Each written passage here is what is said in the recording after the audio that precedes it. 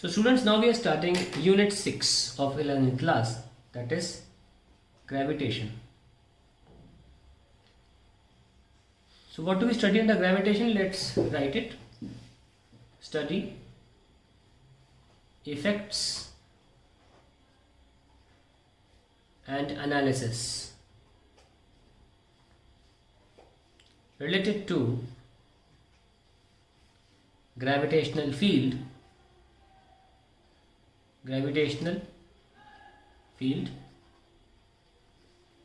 and forces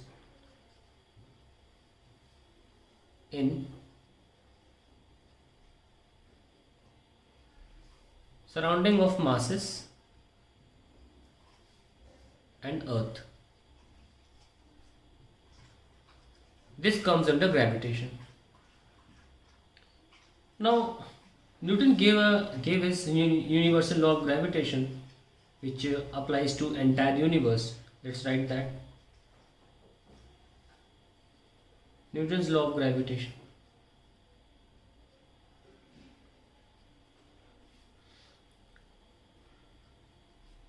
It says that the force between two masses, m1 m2, is attractive and it is proportional to the product of the masses and inversely proportional to the square of the distance between the masses, m1 m2 divided by r square. Then this proportionality was given as capital G. इसको big जी भी बोलते हैं. We also call it big G.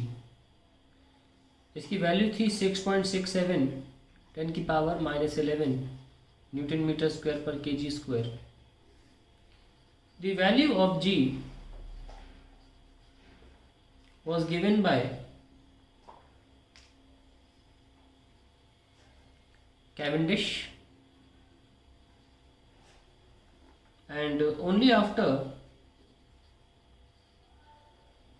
the value of G was found out, value of G was calculated, one could weigh the earth. तो G की value के बाद ही हम वज़न निकाल पाए अर्थ का. इसलिए कई बार ये बोला जाता है कि the man who weighed the earth. Cavendish के बारे में ये लाइन बोली जाती है, the man who weighed the earth. हु बड़ा फेमस फ्रेज है जो कैवेंडिश के बारे में बोला जाता है, the man who weighed the earth. ठीक है, तो ये बेसिक इंट्रोडक्शन है. आगे देखते हैं कि न्यूटन का जो सिद्धांत है, इसी में हम कंटिन्यू कर रहे हैं, वो सिर्फ पॉइंट ऑब्जेक्ट पे एप्लीकेबल होता है. तो हम इसको लिख लेते हैं कि पॉइंट ऑब्जेक्ट, तभी देखो पॉइंट ऑब्जेक्ट की क्या डेफिनेशन है. जैसे कि मान लीजिए सन है और ये हमारा अर्थ है, ये बहुत दूर है एक दूसरे से. तो इस दूरी के सामने इनके रेडियस जो है, सन का रेडियस अर्थ का रेडियस, वो बिल्कुल नेग्लिजिबल हो जाता है. ऐसे में ये पॉइंट ऑब्जेक्ट साबित हो जाते हैं. तो point object with respect to the distance between the two objects होता है. ठीक है, तो अगर मान लीजिए मेरे पास एक रॉड है, suppose I have a rod, pen मान लीजिए. तो यहाँ पर अगर मुझे इसके पेन के यहाँ पर मुझे अगर फोर्स निकालना हो पेन का अपने, और मान लीजिए कुछ रखा हो ढक्कन के बीच में, तो ये फिर जी m1 m2 bye are square से नहीं निकलेगा, क्योंकि इन डिस्टेंस के सामने इनकी लेंथ काफ़ी अप्रिशिएबल है. तो ये कहना चाह रहा हूँ पॉइंट ऑब्जेक्ट पे लगता है. लिमिटेशन क्या है? Let's write down limitations of Newton's law of gravitation.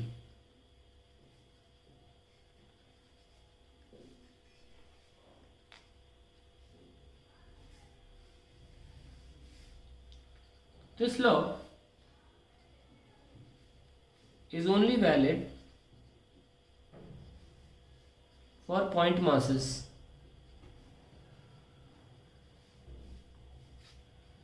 and on extended bodies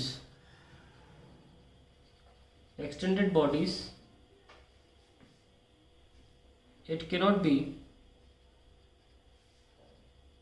directly applicable. Directly applicable का मतलब समझिए क्या है कि सपोज मेरे पास एक बॉडी है ऐसी, रैंडम शेप्ड, और इसका यहाँ दूसरे मास के साथ मुझे वो निकालना है फोर्स। तो मैं इस पूरी बॉडी को नहीं ले सकता क्योंकि यहाँ लिखा है पॉइंट ऑब्जेक्ट पे एप्लीकेबल नहीं है। इवन मैं सेंटर ऑफ मास कॉन्सेप्ट भी यूज़ नहीं कर सकता। ये भी मान लो कि चलो इस बॉडी का सेंटर ऑफ मास यहाँ कहीं है और पूरी बॉडी कॉन्सेंट्रेटेड यहाँ मान लो, ये मास m1 है तो यहाँ मान लिया जाए और ये x दूरी लेकर फिर फोर्स लगा लिया जाए Gm1 m2 upon x square. अब इसकी वजह क्या है कि हम ये क्यों नहीं कर सकते? देखिए ये गलत है, क्यों नहीं कर सकते आइए देखते हैं। सपोज जैसे मैंने अभी रॉड लिया था, अब इस रॉड का यहाँ किसी दूसरे मास के साथ मुझे मान लो फोर्स निकालना हो उनके बीच में, और मैं मान लो सेंटर पे रॉड मारता हूँ, रॉड यूनिफॉर्म मास के तो सेंटर पे सेंटर ऑफ मास होगा उसका, और मान लीजिए ये दूरी r है ना, और रॉड की लेंथ जो है वो l है, तो इतनी दूरी हो गई l/2। तो लेट्स सी Gm1 और रॉड का मास m2 upon r plus l/2, यानी कि r इतना और l/2 इतना का स्क्वायर, ये सही क्यों नहीं है? देखिए क्या है कि इस पॉइंट के इधर जो मासेस हैं वो इस m2 के पास में आते हैं, और इस पॉइंट के इधर जो पार्टिकल्स हैं जो रॉड को बना रहे हैं वो दूर हैं।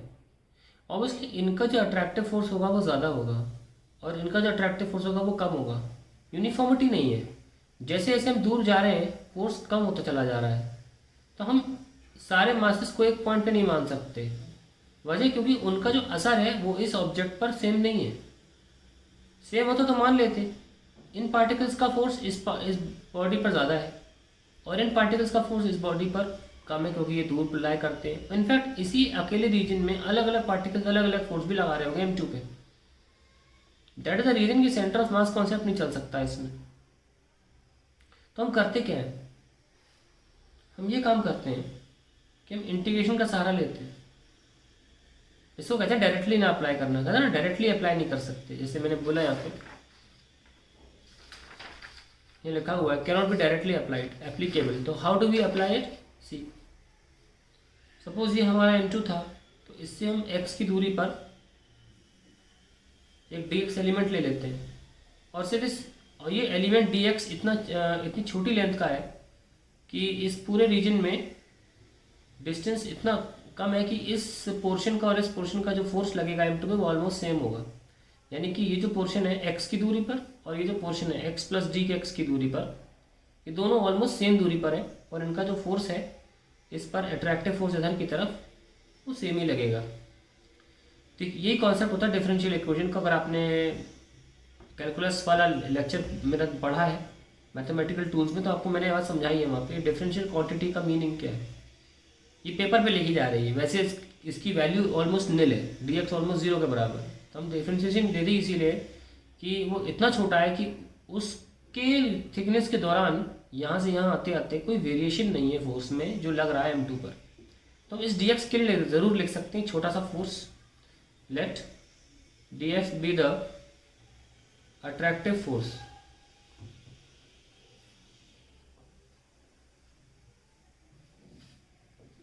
on m2 by differential element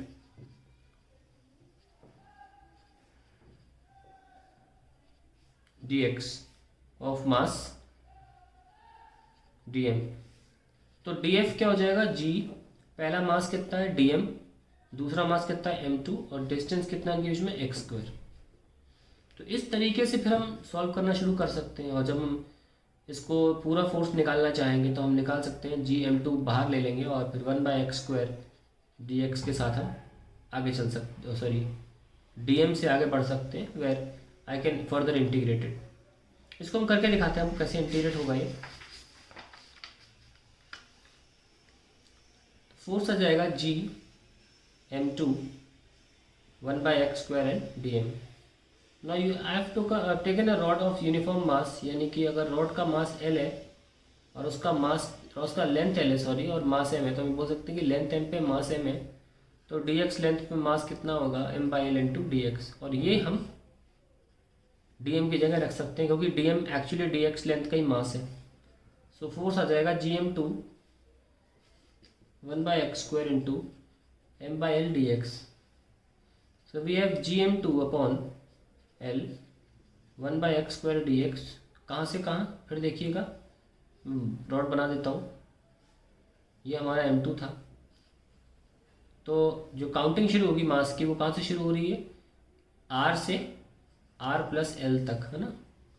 so r से r plus l। So we have gm2/l -1/x r to r plus l। So gm2, ये m जो है m1 होना चाहिए था, यहाँ पे मैंने लिखना भूल गया हूँ, प्लीज़ इसको लिख लीजिए m1। यहाँ m1 लिखने के बाद l, और यहाँ जब भी माइनस साइन हो lower limit minus upper limit किया करें। लोअर लिमिट r है minus upper limit. This is the final answer of the force between the to rods. आप देख सकते हैं कि चीज़ें थोड़ी सी कॉम्प्लेक्स हो जाती हैं जब एक्सटेंडेड ऑब्जेक्ट आ जाते हैं, और यही हमें पूरे चैप्टर में करना भी है। एक्सटेंडेड ऑब्जेक्ट के लिए हमें फोर्स निकालना होगा, या जो भी निकालना होगा वो एक्सटेंडेड ऑब्जेक्ट के लिए भी निकालना होगा। इसका बड़ा आपको अच्छा सा फैसिनेटिंग सा फैक्ट बताता हूँ। जब आइजैक न्यूटन ने इस ग्रेविटेशन का सिद्धांत खोजा, डिस्कवर किया, तो he was about to publish his theory of Newton's law of gravitation, so to publish it, but then he realized कि ये सिर्फ पॉइंट ऑब्जेक्ट पे एप्लीकेबल है, ये एक्सटेंडेड ऑब्जेक्ट पे एप्लीकेबल नहीं है, and he stopped going for publishing this, क्योंकि उसे लगा ये मामला इनकम्प्लीट है। सो ही स्टार्टेड वर्किंग ऑन कैसे एक्सटेंडेड ऑब्जेक्ट्स के लिए भी किया जा सके, या ऐसे दो ऑब्जेक्ट जो काफ़ी पास हों और उनके साइजेस उनके सेपरेशन से ज़्यादा हों या कंपेरेबल हों। तो he went on thinking about it when working out जितना भी था, एंड उससे उसकी पब्लिकेशन जिस तारीख को होनी थी या जिस दिन होनी थी उससे डिले हो गई, क्योंकि वो इस चीज़ पे काम कर रहा था। आप इमेजिन नहीं कर सकते होंगे शायद मेरे ख्याल से। And he the publication got delayed by 20 years। 20 साल पब्लिकेशन उसकी डिले हुई, and it actually took 20 years for Isaac Newton come up with calculus. And यहाँ से कैलकुलस का एक्चुअली जन्म हुआ, क्योंकि it was required for gravitation. It is a very fascinating fact about that gravitation theory की वजह से calculus came into existence, and it is applicable in every field of physics and as well as every field of mathematics and science and even commerce and everywhere. Calculus is a very important tool in mathematics. तो ये basically मैंने आपको force के बारे में बता दिया है। आगे बढ़ते हैं अगली वीडियो में।